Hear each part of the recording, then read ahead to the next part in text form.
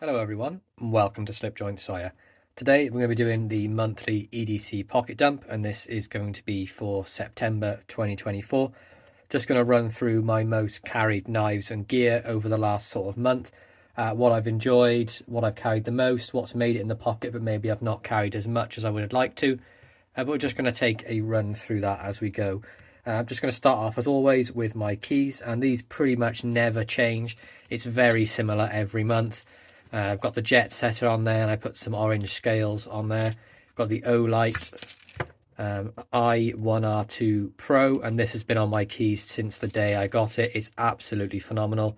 2 brightness settings, and it's rechargeable as well with a USB-C, which is absolutely fantastic. You can see the dim, and then you get the bright there as well. Really recommend this to anyone. The fact that it's rechargeable is pretty much a winner for me, and it's taken a bit of a beating where it's been on my keys. Obviously got scratched up, but it still looks pretty good, and I quite like the sort of the weathered look to it. Badam Designs bead, that's from Eric Starr. So Eric, this has been on my keys since the day I got it from you, and it pretty much fits in with the orange theme, so it's always going to be on there. House keys, garage keys, and the Rosecraft Blades Awanata. Now this is a modern slip joint from them, so you've got the modern tang stamp RCM009-OR for orange G10. Fantastic little sort of 5th pocket or keyring knife. It pairs phenomenally with the jet setters. Of course, the jet setter has no blade on it, it just has the scissors and the sort of combo tool on there.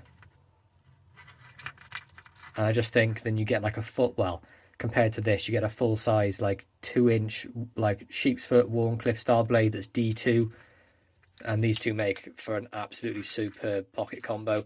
I do feel this is the most underrated Rosecraft they actually have out at the moment, and you can pick these up for £20 to £25 online, and you get in D2, you can get 3.5 fingers on there, and with a keyring on the end you can put your pinky through there and have a full grip on that. And I mean, my father carries one of these every day at work, and he brings it back to me at the end of the month. It's blunt, it's been used to hell, but he loves it. And to be honest, I completely agree with him. It's a fantastic knife. That's my sort of house keys. My car keys I keep separate because I'm not always needing a house key, or I'm not always needing my car keys. I'm going out for a walk. So, and plus it is this big, massive dongle, which is, I mean, it's a joke really. But on that, I just have the Rambler, which I put the New Zealand exclusive scales on. Standard sort of Rambler. Just get the combo tool, you get the blade, you get the scissors and the nail file with the screwdriver.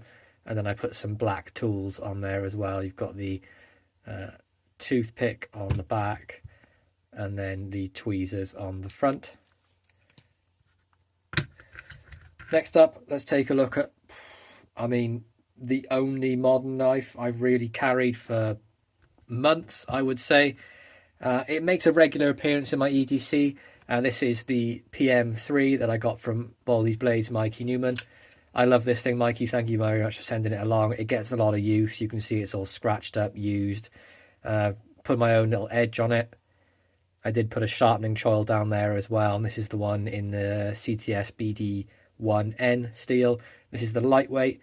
I do leave the pocket clip on for this, so I just chuck it in my back pocket and it hooks on, and it just stays in there out of the way. Of course, compression lock makes it super fidgety, just falls down like that, and you can flick it for the front, or you can just compression lock, flick it like that. But PM3 is perfect for me. I haven't got the hugest of hands, so PM3 being slightly smaller than the PM2, it really makes sense for me. Fortunately, though, it isn't UK legal, but it's one I'm happy to use around my property and close to my property.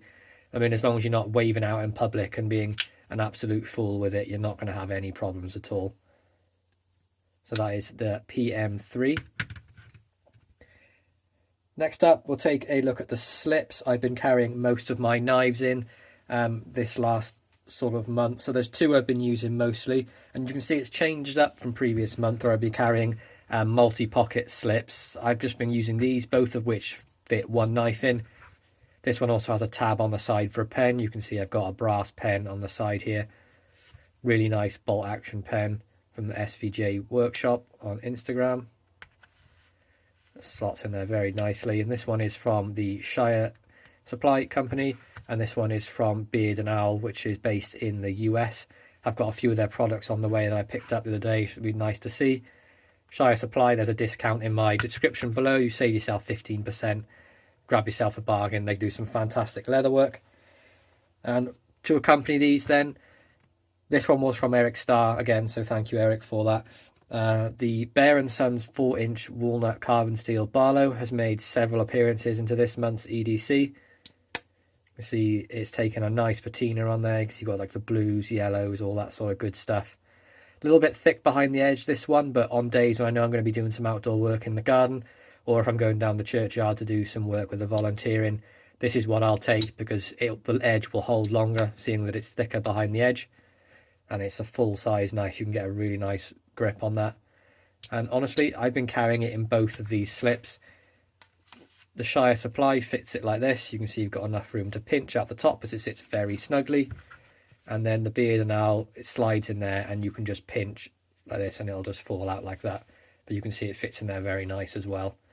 And one of the reasons I'm leaning more towards the fabric slips at the moment, it's been very humid in the UK and it's coming to winter, it's starting to get damper, and I find that these protect a little bit more than the leather, whereas the leather seems to hold on to the moisture longer. This sort of dries out quicker, so I have been going for this more often than not.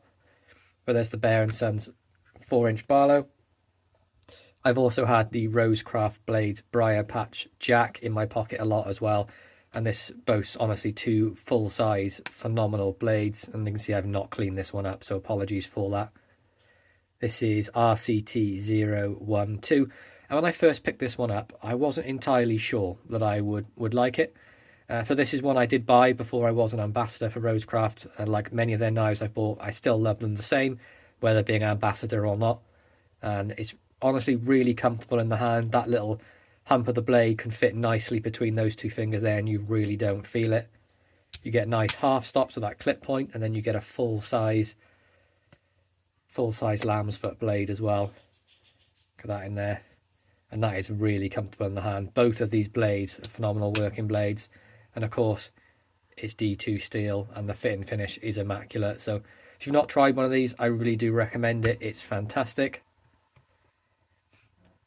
Another Rosecraft I've had in my pocket since it was dropped pretty much is the re-release of the Cane Creek Jack. And this is in the red sandalwood. So you have RCT013-RS for red sandalwood. I mean, look at the grain on this thing. The wood just elevates this knife to a whole new level. Now, I loved it with the stacked G10, but now that it's got this wood covers on it, it's just made it a 10 out of 10 for me. It's a perfect size for me. It's really comfortable in the hand. I can go up to the ricasso or the kick here, and I can get a full 4-finger grip on this and have full control of that really nice long clip point blade. Excellent walk and torque, D2 steel, superb fit and finish. Another one that you should definitely pick up if you get a chance. And on to my final sort of traditional I've been carrying this month, and this is the Brit Buster. Well, dubbed that by myself. This is the Ashley Harrison's take on a Sod Buster. This is with 01 tool steel on the blade, and you can see, well, let's not shy away. I've absolutely used the hell out of this thing. The blade is nearly going black. But we have red micato on the covers. We've got Ashley Harrison's tang stamp down here, the A, W, and S. Really nice bird's eye pivot. And just listen to the snap on this thing. Phenomenal. Nice large size handle, but not too large so it doesn't dwarf your hand. And a really modern, well, not a modern take, like a British take on a Sod Buster with that clip point.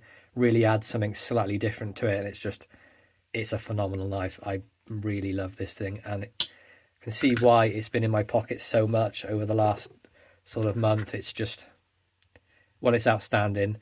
John over at Thrifty Kniffy's got one on the way. Judd has one, and Mikey Newman from Baldy's Blade also has one. And they all, well, John will love his, but Mikey and Judd have been saying the same thing. It's just a phenomenal knife. Now, on to the Swiss Army knives I've carried this month. And true to my word, I've not carried my custom compact. I've sort of gone round that and carried different stuff this month. So my least carried one, but more than so than other models, is this Yeoman, which was put together for me by Dan over at Blade Bridge Customs, or Yeoman, however you want to say it. Got black G10 liners, got yellow plus scales on this with black tools. And you obviously get the inline Phillips, the mag glass scissors, the combo tool, and the main blade on there as well. And this is a fantastic model. I really wish Victorinox would bring that one back. Along with that, I've also had a Companion. This is the 91mm Companion, which again, Dan over at Blade Bridge very kindly brassed this one up for me. So by that I mean he just replaced all the aluminium liners with these brass ones and surprised me with a main blade, and this is the coolest thing I've ever seen. So this is a standard Victorinox main blade that's been etched with this design. You can see that there. I mean, isn't that fantastic? And that's on both sides as well. Thing came razor sharp. But again, the Companion, the 91mm, if you're not familiar with, is very similar to the Climber, just with a couple of differences. So instead of the can opener, you get this package opener instead. And instead of the pen blade, you get a file on the back. Everything else pretty much remains the same. You see Dan's had his name of his shop there laser etched on the back of this spring, and I put some micarta scales on this as well, which is absolutely beautiful. And then finally, I've actually carried a Swiss Army knife a lot that I actually made myself, and this one was dubbed the Executive Senior by John over at Thrifty Kniffy. So this is basically my take on an executive, but made it large so I can carry it every day because that's what I prefer. So on this, I added a pair of scissors on the front layer. I put the large file then in the middle of that because I really prefer to have a file on my Swiss Army knives. A main blade, which I have hand filed the back of the tang of all the way down. The main blade in there, it's had a lot of use. You can see it's pretty grotty. And then the pen blade on the back. And then I hand sort of sanded these scales. These were second-hand scales, so they were pretty scratched, but sort of uniformed into like a matte finish on this. I opened up the fourth scale tool hole on here and custom made some small tweezers that fit in there perfectly. And then we have the plus scale, so you get the pen, toothpick, the regular tweezers on the front, got the pin, the corkscrew screwdriver, and then I replaced the punch with this small sort of technician's flathead screwdriver on the back here as well. And of course this is on a dangler as it sort of hangs in my pocket. But there we go guys, that's my EDC pocket dump for September 2024. I really hope you enjoyed this video. Please be sure to like, subscribe and ring that bell for notifications, and I'll catch you in the next one. Peace out.